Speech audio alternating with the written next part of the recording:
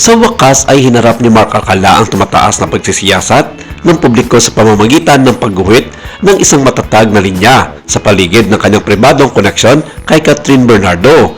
Pinaghiwa-hiwalay namin ang kanyang mga kumakailang mga payag upang paghiwalayin ang mga viral faction mula sa katotohanan na inilalantad kung paano siya nag-navigate sa matinding panggigipit sa industriya at maging sa mga taong galit na galit sa kanya, lalong-lalo na ng mga fans ng Katniel at ng Katden. Ito ay isang hilaw na pagtingin sa pagprotekta sa personal na kapayapaan sa gitna ng walang humpay na ingay ng chismis ng celebrity. Ang mga alingaw ay umabot sa isang lagnat, ngunit si Mark Alcala ay gumuhit lamang ng isang linya sa buhangin na walang nakitang darating na sisira sa kanyang pangalan. Sa wakas ay tinutugunan niya ang pagsisiyasat ng publiko ng direkta upang ipakita kung paano siya nag-navigate sa mga industriya na walang humpay na chismis.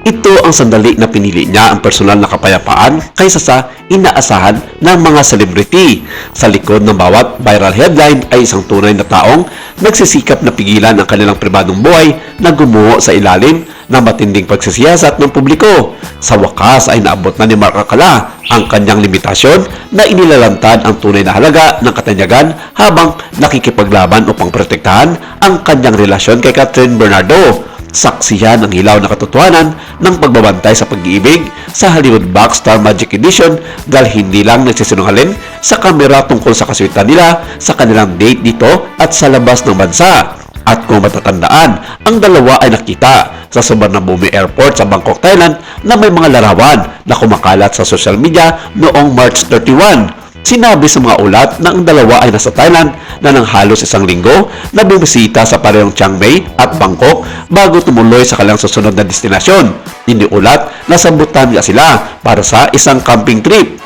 Malayo ito sa unang pagkakataon na nakitang magkasama ang Rutherford couple. Nauna nang namataan ang dalawa sa Ninoy Aquino International Airport, sa mga upscale restaurant at sa iba-ibang mga lokasyon sa buong Pilipinas. Gayunpaman, ang Thailand sightings, kumpleto sa photographic na mga ebidensya, ay inilarawan ng maraming mga tagamasid bilang kumpirmasyon na hindi lang pagkakaibigan ang turing sa dalawa.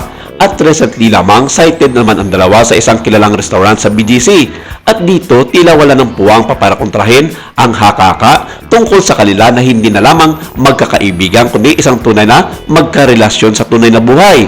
Sa kabila ng dumarating mga bilang ng mga sightings, hindi kinumpirma ni Catherine o Mark sa publiko ang isang romantikong relasyon. Si Catherine sa partikular ay hindi gumawa ng anumang pakapagtukoy kay Mark sa kanyang mga social media account na nag-iiwan sa mga tagahanga at tagasunod na mag-isip-isip muna.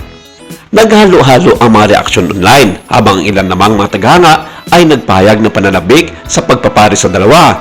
Ang iba ay nagtaas ng mga matatalim na tanong tungkol sa mga responsibilidad ni Mark Alcala bilang isang pampublikong opisyal.